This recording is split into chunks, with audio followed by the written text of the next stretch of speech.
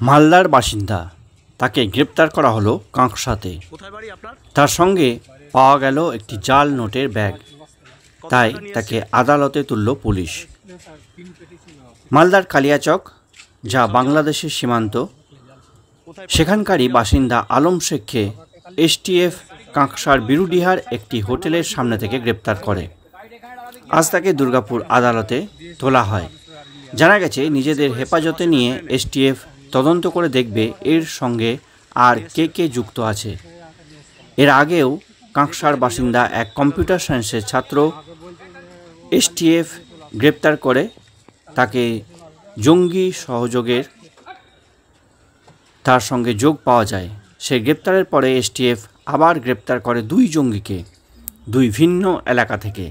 এরপর আবারও এই জাল নোট সহ গ্রেপ্তার করা হয় এই ব্যক্তিকে, এবং সে আদতে বাসিন্দা বাংলাদেশ সীমান্তের কালিয়াচকের। সে পানাগড়ে এসেছিল কোনো ব্যবসায়ী বা কারুর মাধ্যমে এই জাল নোট ছড়িয়ে দেওয়ার জন্য, নাকি ভিন্ন রাজ্যে যাচ্ছিল এই টাকা। আলম শেখের কাছে একটি ব্যাগ পাওয়া যায়, যার মধ্যে ছিল 5 লক্ষ টাকার জাল নোট। পানাগড় কি তাহলে কুখ্যাত অপরাধীদের নজরে নিরাপদ স্থল হয়ে গেল? আতঙ্ক এলাকা জুড়ে।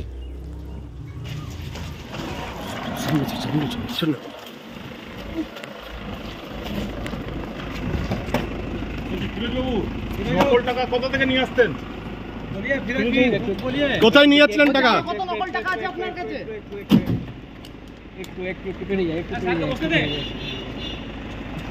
বুঝবাবু, নকল টাকা কোথা থেকে নিয়ে আসতেন?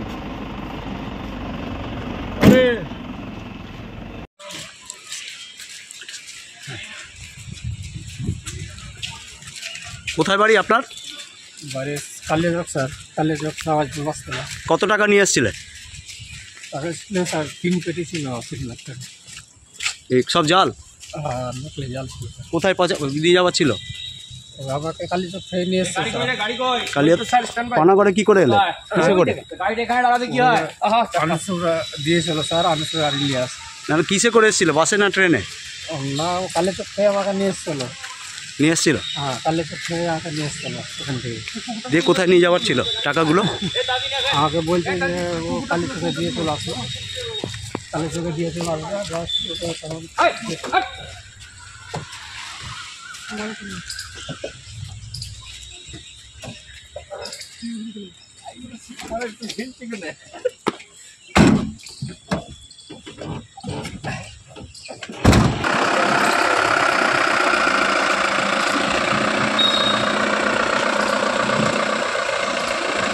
ভাই বলছি, আপনার নামে নকল টাকা চালান করার অভিযোগ আছে। কোথা থেকে নিয়ে এসেছিলেন টাকা আপনি? বলছি, টাকাগুলো কোথা থেকে নিয়ে এসেছিলেন?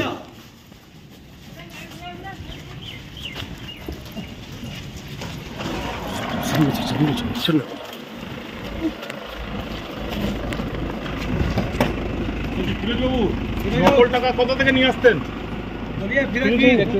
কোথায় নিয়ে যাচ্ছিলেন টাকা? কত নকল টাকা আছে আপনার কাছে?